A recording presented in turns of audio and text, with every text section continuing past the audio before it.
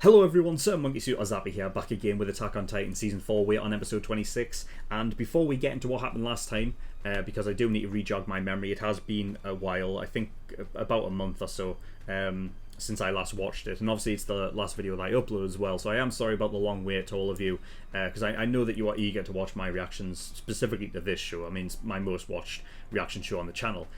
Well, it's Attack on Titan, of course it would be, right? But there is a reason for the really long delay. It would have been earlier had I been able to actually get a CPU, because my old one died on me. Like, it didn't totally die, but it was conking out like way too often for my liking. So essentially this is something that's been happening for about a year or so, but I could kind of work around it because it wasn't as bad at first. Essentially anything that involved like a heavy process sort of like load, rendering a video, for example, sometimes my PC would just totally freeze up. And when I was sort of like troubleshooting to find out why my PC was freezing up, it turns out that my CPU was reaching its maximum, and once it reaches maximum, that would be it. The computer would just totally freeze up. I would have to reset it, and then start rendering the video again or whatever. Now this was something that would only happen like once every month or so, like at the start, but like recently it started happening more frequently, and then it would start happening like when I wasn't even doing anything that would be considered heavy, like just watching a YouTube video, for example. Because something like like browsers, they actually are a heavy process load. For some reason they're just a complete hog, and they just take up all of the memory. So it started happening when I was watching YouTube videos and stuff. So like when I say that it wasn't completely dead, it just means that like I didn't want to do reactions with that CPU, knowing that when I am watching something and reacting to it, and then I've got obviously OBS up and everything, that at any point the computer would just totally freeze, and the reaction would be just completely void and it would be fucked.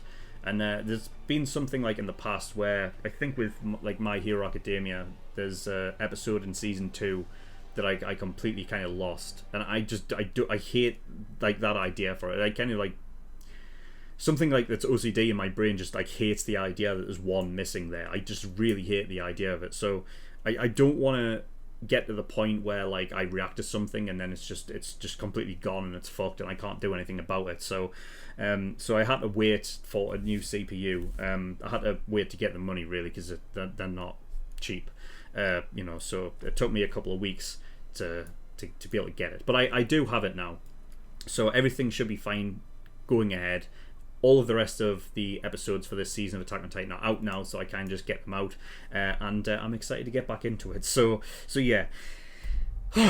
Now, episode 25. So Night of the End. That's right. This is the one where they were kind of all around the campfire together, right? And they were kind of airing out their sort of like their differences and whatnot, and they ended up being more similar than what they realized. It was Yelena, right? Yeah, she was the one that was basically laying out all of their sins and basically put everything out on the table. That's like no one is sort of like free of sin of this. Like all of them had a part to play in the whole thing. So it's kind of like broken them down to put them all on the same page. And now that they're back, they're kind of allies. It'll be interesting to see how long that lasts, because obviously they're all going after Eren, and obviously you've got our group, the Parody group, who all want to talk to him, and if that doesn't work, then what happens then? So it will be interesting to see what happens with that. That being said, though, we aren't at Eren yet. They made it to the coast where Flock and the Jaegerists are actually guarding the port, right? And Flock has the Azuma Bito woman hostage, and I think that's where we ended it, right? So yeah, I mean, I think that we're probably going to get into a fight, yeah, I mean, I can't wait to get back into it and see what we see what we have for the next episode. So yeah, as always, the reaction will be here on YouTube, but if for whatever reason it gets taken down for copyright in the future, I will re-upload this as a discussion only, and a link to the reaction will be in the description below. As always, a link to the full-length reaction to this episode is in the description below as well, so if you don't want to watch my full-length reaction to this episode and all the other episodes, then yeah, the link is down there for you. I'll also be putting the next episode on early access. I don't think it'll be coming out like a week later like it usually does, but maybe like about 3 days. So if you don't want to wait 3 days for the next episode, then you know the offer is there for you, but you don't really need to take it. It's only 3 days. I mean, you've waited about what, a month for me anyway. You know, what's another 3 days? But yeah, I mean that's just basically because I need to get other stuff out as well. Because I need to finish up like My Hero Academia, for example, Squid Game as well. And I have to do that for my patrons. So yeah. That's it. So yeah, without further ado, we are going to get in episode 26, see what we get. So without further ado, let's go. Wow, okay, this is much larger than I first thought.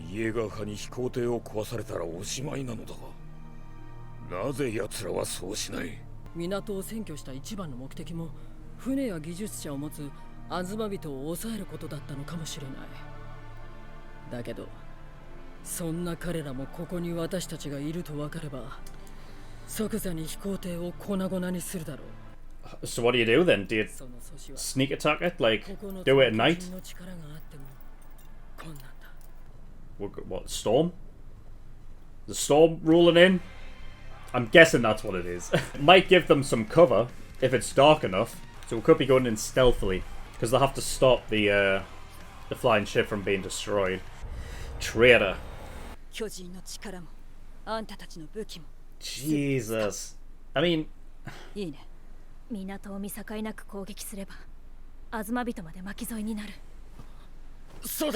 were trying to come up with an excuse not to attack, but...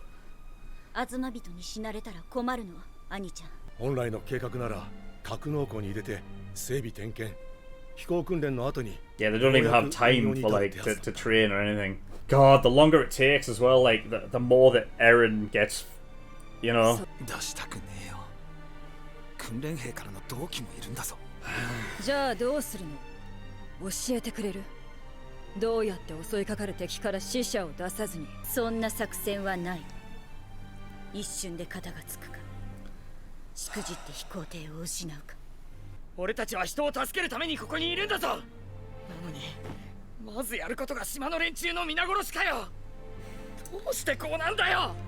No matter what side you fall on, you always have to kill people.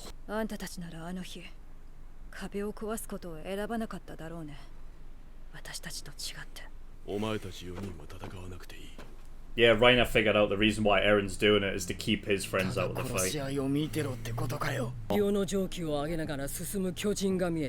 Oh, that's what it is. Right, of course. Right, okay. Fuck, already? Oh my... What? How would she know? Christ! I mean, you've shut her mouth. She can't even talk.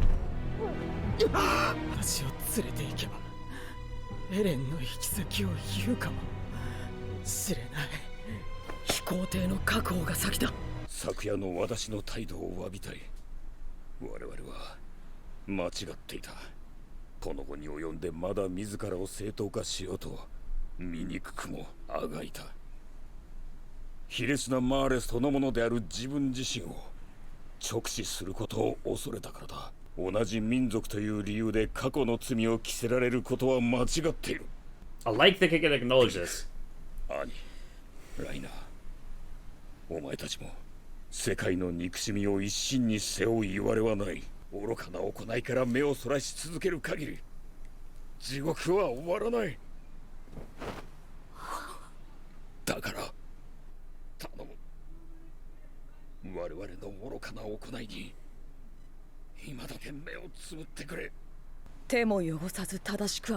He's got to get his hands dirty then. Oh God, that's big. He won't let them shoulder the burden on their own. What Erwin would have done.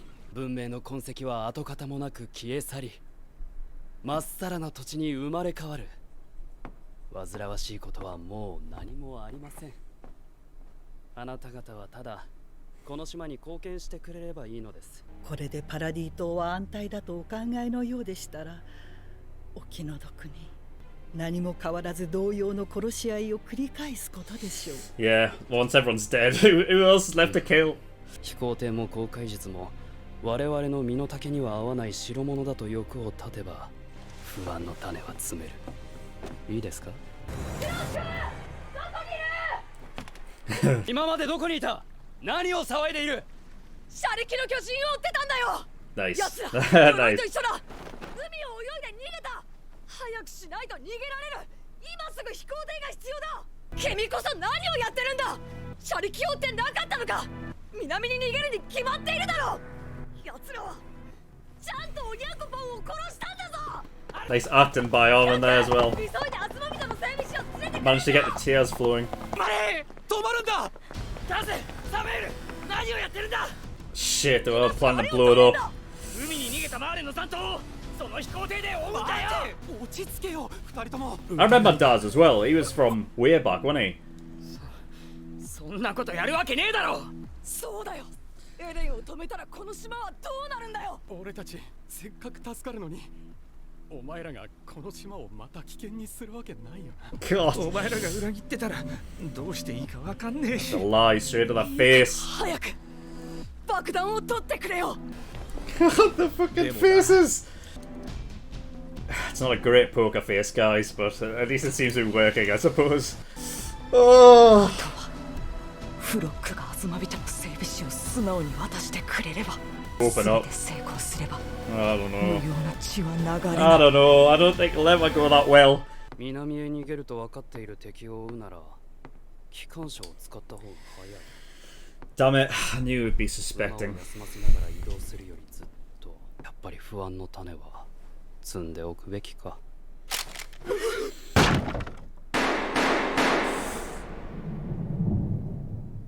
Oh shit, what happened? Oh god. Oh no! What the fuck happened? Who shot who? Oh god, I just saw me. Damn!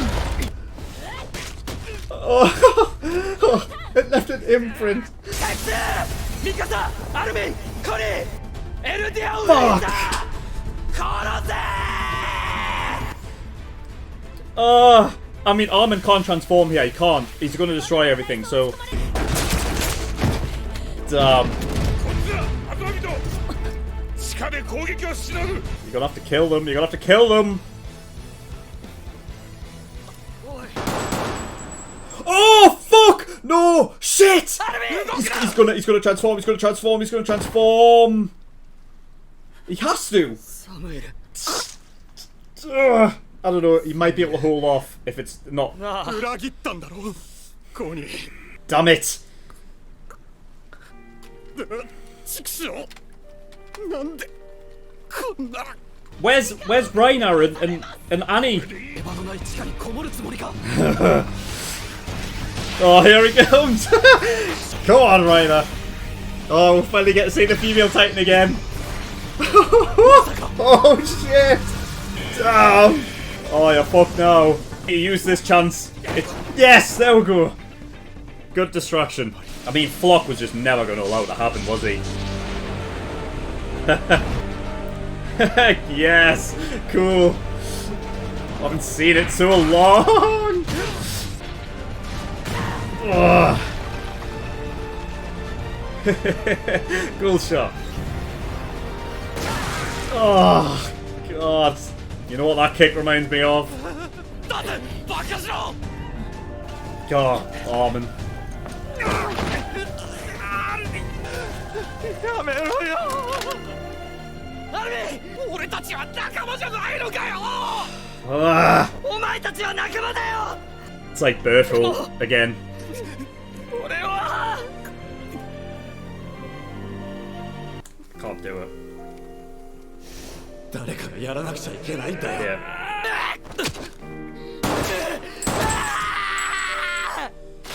Ah, fuck. やめ。誰かが自分の手を血で染めないと。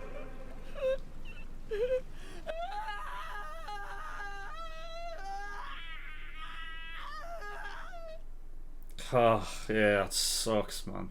Okay, episode 26, Traitor. I didn't see it going that way. Like when I when I saw that the title of the episode was Traitor, I just assumed that it would have been something along the lines of, like, you know, Flock would just refer to them as traitors because they're going against Eren and everything, and, you know, the Jaegerists and their own people kind of thing. But I didn't think that it would actually go the way where Armin would go in with a plan of trying to do things peacefully by basically putting on an act that the Armor and Cart Titan actually got away and they're actually swimming after Eren, and therefore kind of put on this ruse and kind of force Flock into keeping the Azumabito people alive and the engineers and everything like that so they can service up the flying airship and then get away without any bloodshed. But by that plan, it's like essentially going ahead, it put them in a, like, Connie and Armin specifically, in a really awful predicament, and one that I really appreciate come back to Bertold. And obviously it was obviously, like, done on purpose. I mean, you know, if it wasn't as obvious as the idea of actually flashbacking to a, you know, to seeing Bertold, I just, like, distinctly remember that that by Bertold truly saying that you are our friends, but like the situation that they're in, like, calls for it to, that they have to do it. And I remember specifically, like, that when that happened, like, I think it was, what was it season 3? I think it was season 2 originally, I think, where the first one like, I think it was when Reiner was running away with, like, you know, with obviously, like, Bertold, who wasn't obviously in his Titan form, and Mia and Krista were there, and she was known as Krista at the time, and I think that was the first time he actually said it, because, like, you had all of the, like, the squad, like, basically all attached themselves to Reiner when he was running, and obviously Bertolt was obviously, you know, like, you know, enclosed within Reiner's hands or something, and he basically said, like, that was never a lie, you are a friend. But then I remember specifically in season 3 when we had that episode that, like, Bertolt was like, you know,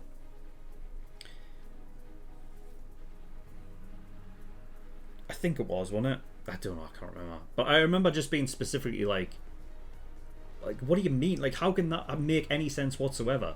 You are our friends, but we're willing to kill you, you know? And I remember being like, what could possibly be the like, such a big deal where you had to kill these people? And I just couldn't grasp the idea of it. I couldn't get my head around it.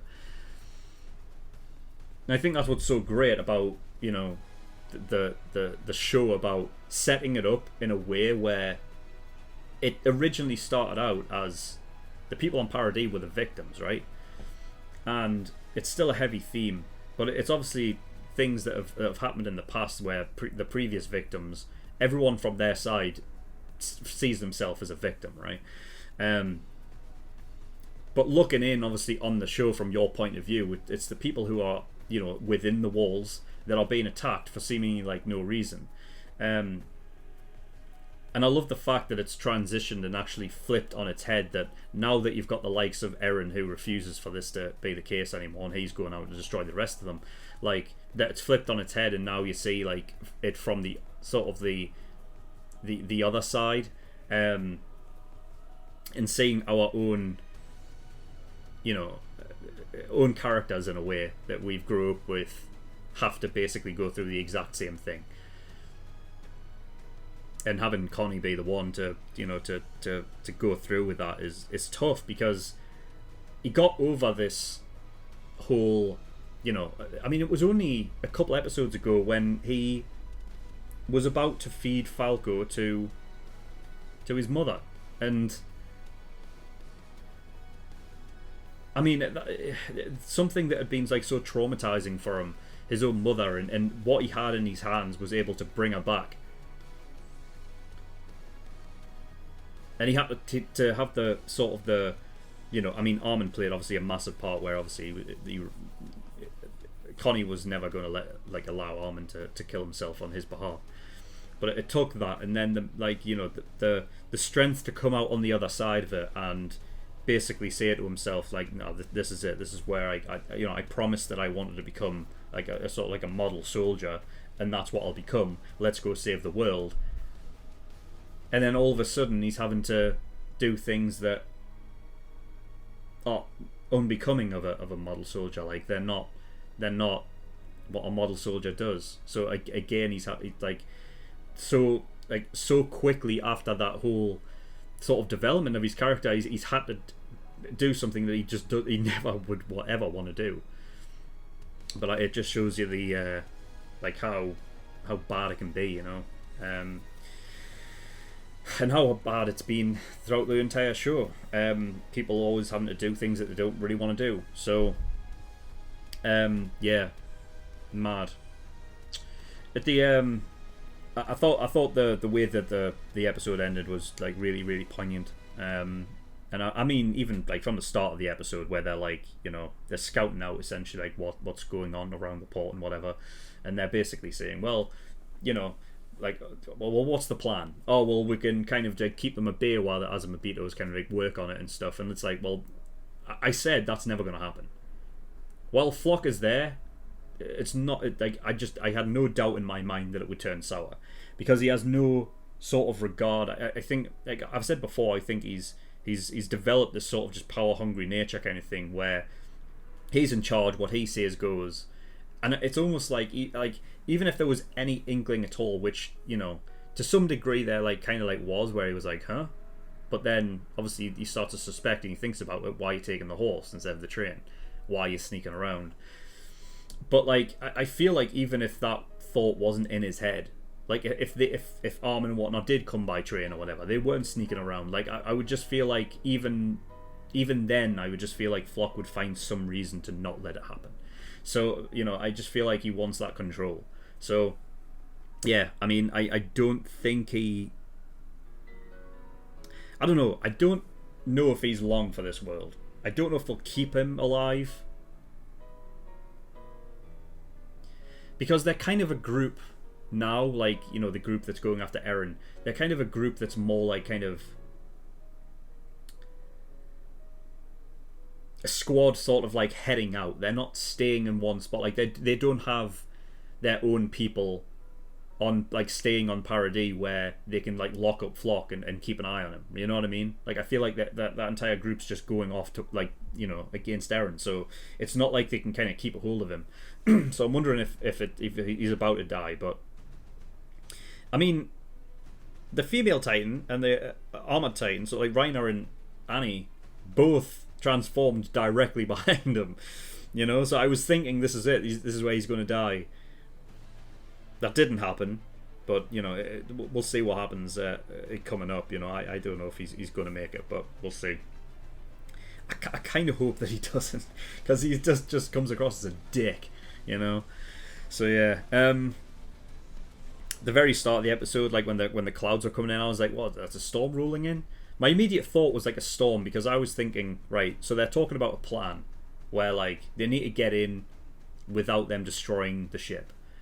So my first thought was, well, what do you do? Do you do it stealthily under cover of darkness, wait for nighttime? And then the clouds start rolling in. I'm like, oh, it's a storm. Well, maybe that might be dark enough for them to actually move around. No, it turns out that was basically just the steam that's coming off from the massive fucking, you know, the amount of Titans. It's all just accumulating and coming back. And, you know, it's almost going to shroud the world in sort of permanent darkness, kind of, in a way. So yeah.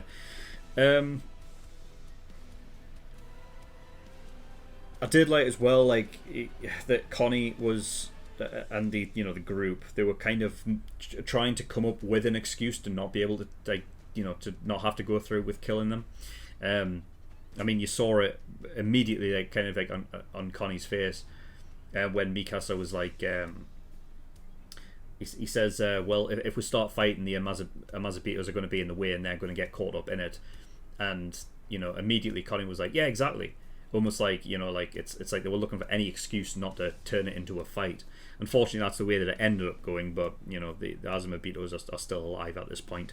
And I feel like they are going to have to just stay alive, because I don't feel like that boat is going anywhere without them. So, yeah. Magath breaking Yelena's arm. I mean, he must have... The only excuse I can give for him there is that he must have just lost it, you know? Because I was kind of like, what are you doing? Like, what is this? Because, he's essentially holding her mouth shut whilst breaking her arm. And basically saying, like, you know, tell us where he's going. So basically, he was going to break her arm regardless, because he didn't let her speak. So he must have just lost it. You know, clearly it was getting to him. But I do, you know, like the fact that he did actually just like own up and just admit that, like, you know, you should have never been involved with this. And he apologizes for the whole thing. And then I like, in sort of like return, that Armin was like, you know, basically Magath give them the option to just not be involved in what they're about to do. And Armin was like, nah, that's just not the way. To sort of like force that sort of, you know, that horrendous sort of burden that, you know, the likes of what Marley did to the Eldian kids, to basically use them as weapons of war, to put the burden on them killing other people rather than doing it themselves, is disgusting. And Armin being like, no, that's not the way that I'm going to do it. Like, you know, if you're doing it, I'm not going to relinquish myself of the burden. Because I think also in Aaron's mind, he's like, he knows that he's just as involved, like, you know, like, well, not just as involved as if he was, like, you know, sitting it out, but it's like that sort of, you know, that sort of like bystander guilt, I suppose. Like, for example, like, and this happens across the world, which is fucking mental. It's just it's the era of social media. It's just absolutely disgusting. But you see people like uploading videos of people like watching people essentially get bullied and beaten up and anything, and you just see people like standing around like recording shit, and it's like they are, you know, just as much to blame, because they're basically just standing there watching shit unfold, and you're not stopping it. You're not doing anything about it. So I think, like, in Armin's mind, he understands that, but like to the next degree of, like, they have to, you know, to shoulder all of that burden of bloodshed and whatnot. That, like, you know, if Armin's going to stand there and accept that his friends are going to die, or like people that he knew and the cadets and everything like that, and just watch it happen, that, you know, it feels wrong to him. So he has to put like that burden as well upon his shoulders. So I did like the fact that, you know, that he was willing to sort of just get his hands dirty for that. I mean, yeah, he did obviously try his hardest to come up with a plan that would avoid that bloodshed, but in the end it was, you know, I mean, Armin still didn't have to get his hands dirty. He got shot. And again, like, another thing is, like, this is the thing with Armin, I just feel like he has so much mental strength that, you know, because I remember, like, back when, this is something that Armin's always had, that he was never a coward, you know what I mean? Like, I remember even back in, like, episode 1, like, you know, them bullies, and he's basically, like, I'm sure he was giving it back to the bullies, like, giving it to them verbally, whatnot. Like, he was fine taking a beating, you know, and he would never give up. And I mean, even like, you know, against Berthold, when he basically was just, like, sacrificing himself, like, he's willing to go through these things where he has major balls, you know. And again here, I was like, yeah, he couldn't have been shot fatally, otherwise he would have had no choice but to turn. And if he did, he would destroy the boat. So I was like, well, he had to have, you know, just been shot in places that, you know, it wasn't a fatal shot. But still, like, you've got to think, like for that, I mean, I know for Armin, he's already sacrificed himself at this point and basically incinerated himself alive. So, like, some, you know, some gunshots in certain places isn't, you know, seems a bit lightweight compared to that. But it's still like, if you think of it, even just forget it's Armin for a second. Like the idea that you've been shot, and I don't know. I guess the idea, if you have been shot, the onus to kind of try and stay alive, right? That almost every human being kind of has this, just to stay alive no matter what. You've got to imagine that the temptation to just turn so that you don't die has got to be like immeasurable. Shit, I've been shot. It's fine. I can transform and I'll be okay. But he knows that he can't do it because he'll just destroy everything. And that, to be fair, that was one of my first questions, actually going back to the start of the episode, where like one of the first things that they say is like, well, we're going to have to use the Titans. You're going to have to use all of your Titans in this. And I was thinking, well, how's Armin going to help here? You know what I mean? He's a nuke. Like, that isn't going to help in any way. I mean, yeah, you would basically kill off everyone there, but that's not what you wanted. So I did have the question anyway beforehand, but yeah, so Armin with absolutely massive cojones in this episode. So yeah, the female Titan returns. It's great seeing the female Titan again. And it's like, it was only yesterday. I noticed they're using the similar attack patterns that the female Titan does. I said during the reaction, it reminds me of the horrendous fucking episode that essentially killed me off for the day, which was season 1, episode 21, because that was the one that killed me. Like, I was like in awe of everything that was happening in season 1 up until episode 21, but like that was the episode where like my heart just dropped, and it killed me for the rest of the day. Because I remember I had to react to episode 20. I think, what was it? Episode 20, 21, and 22. I think I reacted to all 3 on that day, and then I had to go to work. And like at my job, I honestly, it was like my soul had left my body. I was dead that day. So seeing that again brings back horrific memories, but it is what it is. Female Titan's back. So yeah, I mean, Connie killing obviously Samuel and Daz. I remember Daz. I do remember specifically him. He was part of like that cadet team back then. I can't remember if Samuel was. I can't remember if he was there. He probably was. And I think that's probably like the reason why it was like those two paired together, like because you remember them faces. Because that's the thing. If you're looking at the Jaegerists now, the only recognizable character really is Flock. Like the rest of them are just kind of, like everyday people that you just never see. You know what I mean? They're kind of just extras. But like Daz specifically, I remember. So I wouldn't be surprised if Samuel was actually back there. I just can't remember him, I think it's probably because Daz was a bit more of a sort of like an obvious character. Like he stands out more. Because I remember he specifically had like this character trait of being like a coward. So I remember, yeah. So yeah, I mean that the end of that was crazy, and it doesn't stop because we go into the next episode, which I'm going to react to now actually as well. So yeah. Oh, it's getting to the end now. It's getting to the end, penultimate episode of this season, and I still don't think we know exactly what they're planning to do for the rest of the show either, or the rest of the story, I should say.